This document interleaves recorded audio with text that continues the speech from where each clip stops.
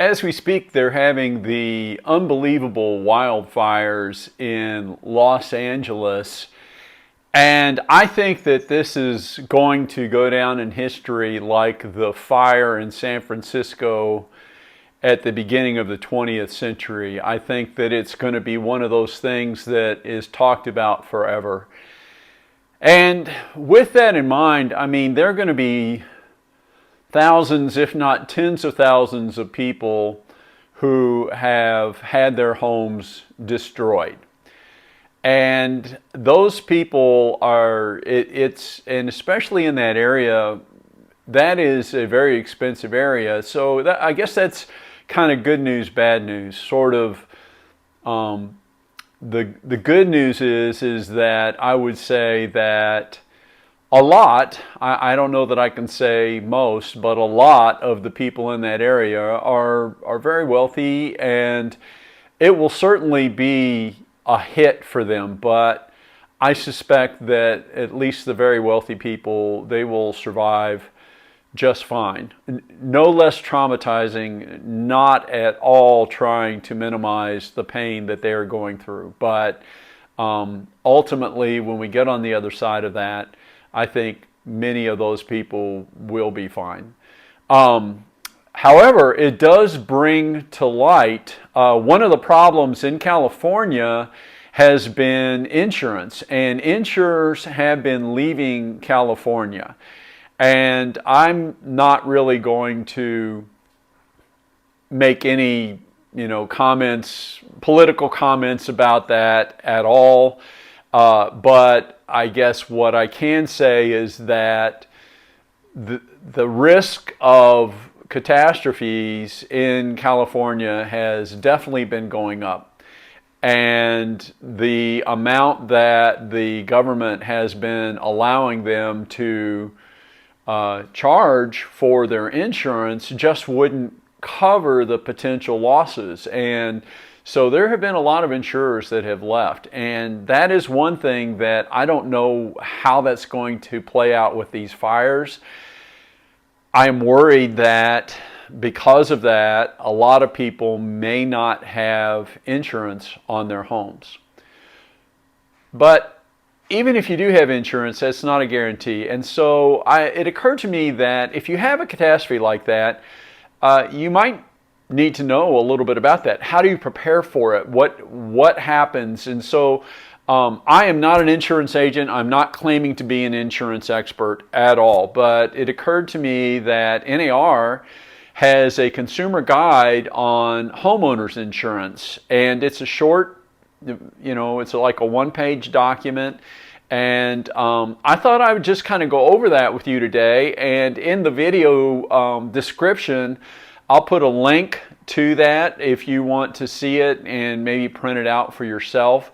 So if you will excuse me, I'm going to read from some of this and just kind of let you know. And I'm going to try to limit it to the highlights. So now this particular document is about homeowners insurance, and so it would be very similar for all property insurance. So since I'm primarily a commercial broker, even though this is about residential, these same ideas would probably apply to you. And again, I'm based in Kentucky. I work in Kentucky and Indiana. Your particular state, insurance tends to be regulated on a state-by-state basis, so there will be differences between states. But so this is a very general thing, and I will tell you, please reach out to your insurance providers and ask them for more information so that you have the best information for you, for your property, for your state or city. So homeowner insurance is it is insurance that we pay to try to mitigate any possible loss against our homes. And so if you are buying a property, generally, and there's a lender involved, if you're not using, all cash, if you are borrowing money to buy a property, unless it is just a small amount against that property, most of the time your lender is going to make a requirement that you buy insurance on the property. And they are really trying to look out for their risks. So, and totally understandably, I totally get that. But I think that the point I want to get across to you is that just because you have homeowners insurance or property insurance, you cannot assume that it will automatically pay for everything that might be damaged if that property is totally destroyed. And that's the point I really want to get to, is that there are different types of coverage. And as far as the lender is concerned, they're not really going to try to weigh in on what kind of insurance you get. They just want to make sure that it's enough to cover their debt, so that if the property, is totally destroyed and you get insurance, you have enough money to pay off the lender. They don't really care if you have enough to rebuild the home. They just want to be sure that if necessary, you can pay off the lender.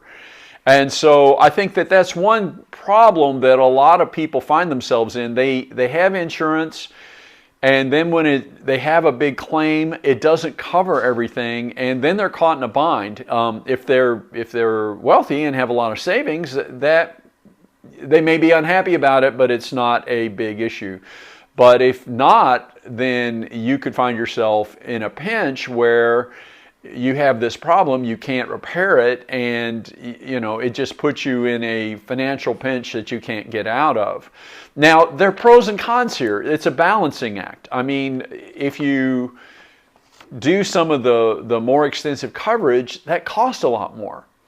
And so if it costs a lot more, you may say, I need to save the money on my on my annual budget. And again, there's no judgment here. I'm not trying to tell you what you should do. I'm just trying to provide things for you to think about. The lenders, if you go with a lender, many times they will require that to be part of your payment. And that's because they want to be sure those premiums are being paid. So that's what we do when we set up our escrow accounts, is you set up your loan payment, your principal and interest, and then they also usually have the taxes for your property and the insurance for your property. It's commonly referred to as PITI. And so they're just making sure that there's enough money that is kept aside to make sure that the taxes get paid and the insurance get paid, so that there's no issue for the lender in terms of the property being in trouble, either for not paying your taxes or because it's destroyed and you can't repair it or can't pay off the loan. So those are sort of the basics for you to know. So let's kind of go through some of this stuff. And we talked a little bit about this. One of the questions that comes up is home insurance required? If there's a lender involved, the lender is probably going to require it. If there's not a lender involved, you probably will not have any kind of a requirement to have homeowners insurance. If you don't have it, that's a pretty big risk. I know that most of the time we go through the years and we have, probably very few problems, but that's the whole point of insurance. It's because in any given year, a giant loss could wipe us out. And so we're spreading that risk over multiple years, paying a little bit every year as a preventative measure, so that if we do have that big loss, we've prepared for it. So that's the idea behind it. Okay, so it says, how much does it cost and how do I pay it? Again, if you have a lender, your lender is probably going to include that into your monthly payments. You should, I would say, confirm with your lender that that's being done. You don't want to assume it's done and find out that it's not being done and you haven't paid your insurance and then you have a problem. If the lender is not involved, it's going to depend upon your insurer, and it may also depend upon the state and local regulations for insurance. There are some that may even let you make a monthly payment. I think that some of the ones I have are quarterly or semi-annual or even annual payments. And again, you kind of suit your budget. Generally, there's a discount if you pay for the whole year at once, and it costs a little more if you're spreading it out. So those are the things to think. Now, the second issue on how much it costs is going to be what kind of coverage you get. And so I'm going to talk a little bit about that. All right, there are two types of coverage. There is named peril and open peril. So named peril, and I'm just going to read this to you. Named peril coverage pays only if the damage is caused by a specifically named peril. The most popular policy, and this is an acronym, HO3, covers the home structure, the personal belongings for disasters including fire, hail, lightning, freezing, theft, and vandalism. So if you're following along, this says if it is named. There are places, where in various states, because of they have particularly high risk of one thing or another, they may not automatically include all of these things. You need to ask your insurance agent, make sure you know if all of these things are covered. But this kind will only cover it. And so as I said, it will cover the structure and personal belongings from these things. Open peril. All right. So the second type of open peril coverage pays in all instances except when the damage is caused by an incident that is specifically excluded. And so they call this HO5 insurance policies. They may offer more extensive open peril coverage, but they often have higher premiums and more eligibility requirements. So not everybody would necessarily be eligible for that. Again, you have to talk to your insurance agent about that. So the second thing that you have to think about is how much it will pay you. So it's what it will cover, and then if it does cover it, how much will it pay you? All right, so there's three categories here. Actual cash value. All right. And again, I'm just going to read these things to make sure that we do this. The insurer pays out the cost to fix the home you replaced and replace your personal belongings minus any depreciation. So it's as though you buy an asset and it depreciates. It doesn't assume it's increasing in value like a home might be. And so with that depreciation clause, it may not pay the full cost of it. So they give an example. If you bought a new table 5 years ago for $1,500, but due to normal wear and tear, it's now only worth $750 at the time of the covered incident, then your insurer will pay out only $750. So if you go out and that same table today costs $2,000, you can expect that they're going to pay you $750. So that is actual cash value. The next type is replacement cost value. All right, again, I'm just reading these things. The insurer will reimburse the money needed to make repairs and/or purchase a comparable new model at today's prices without taking depreciation into account. In this case, even if you only paid $1,500 for a table 5 years ago, if a comparable model is $2,500 today, then you may be paid $2,500 to replace the damaged furniture. All right, so that is replacement cost value. But there are different types on this, so you have to really ask these questions. It's important to know. So here's the third thing to know about this. Guaranteed or extended replacement cost. A guaranteed replacement policy means that the insurer will pay the actual cost to replace a home at the time of loss, regardless of the policy limit. So that's another thing to think, is your policy may have a limit, and even though it may say that it will pay the replacement cost, it may be up to a limit. So you have to know these things. An extended replacement policy gives extra coverage above the policy limit up to a set percentage. For example, a home insured for $500,000 that takes $750,000 to rebuild would be completely covered with a guaranteed replacement policy. However, an extended coverage policy at 20% would mean that the insurer pays 120%. So of that $600,000, that would be the maximum. If it's a $500,000 home limit and it has an extended replacement cost of 20%, they'll only pay $600,000, not the $750,000 it may actually cost. So you have to know these kinds of things. Now here's the other question. It's like, are these tax deductible? Normally these are not tax deductible for homeowners insurance. For your private residence, they are not.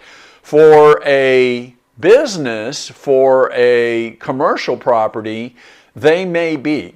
But again, I'm not going to be trying to give you definite answers on accounting or tax law or insurance, because none of those are my specialties. But I guess I do want to point you to those people. Now again, you may not want to make sure that you have a guaranteed replacement cost. You may feel like, considering the extra cost of that insurance every year, it just doesn't make sense for your budget, and you will take that risk, or you will save it, or maybe you'll do better. You feel like you'll do better if you invest that money than if you're paying the premium. That's up to you. But I guess what I want to do is make you aware of these things so that in the unfortunate event that you end up like these people in Los Angeles who have had these losses, or in North Carolina earlier late last year in November, who had the hurricane come through and do all that damage, that you don't get caught in a position where you just are stuck financially. So that is it. That is NAR's Consumer Guide to Home Insurance. I will put a link to this in the description of the video. I'll also put a link to my website. If you guys have any questions, you can go to my website and put in a little message there, or you can put something in the comments. I try to read the comments and respond when I can. And so I'm David McCoy. I am based here in Louisville, Kentucky. My company is Otimo Properties. We are licensed in Kentucky and Indiana. And I do primarily commercial, but I also do some residential, and I do global. And so if you have questions, put them in the comments. I'd love to hear from you. And if you feel like you got value from this, please share it with somebody else who might get value from it.